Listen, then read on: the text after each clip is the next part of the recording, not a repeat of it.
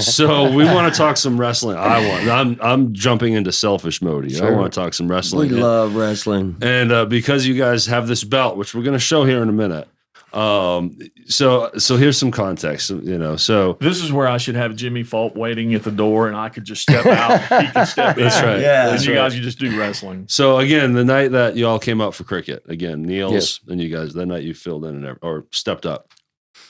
So you guys roll in with this wrestling belt, right? And I instantly fall in love with this whole premise, like this whole thing. Like I'm a wrestling fan, but the fact that you guys have a belt made called the Southern Heavyweight Champions of Rock and Roll.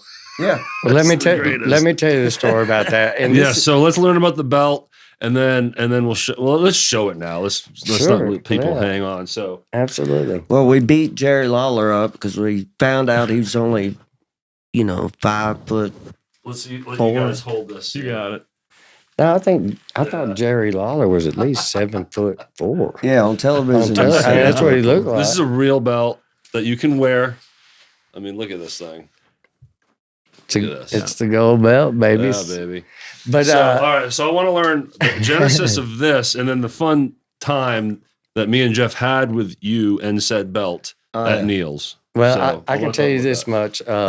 It's wrestling, man. We are wrestling fans. We have fun with that belt, but I do have to put a side note out there because there's actually a couple of cats out there that think we're serious about this belt.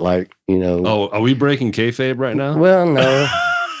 I'm just putting this out there. Sounds like we're breaking kayfabe. I'm telling you this much. It is strictly for fun. We're wrestling fans. We have fun with it.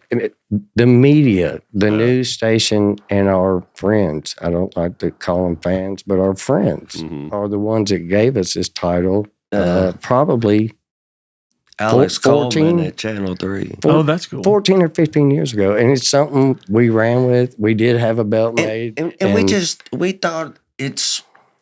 again, like rock and roll and wrestling, to me, was one and the same because wrestlers were like rock stars on TV.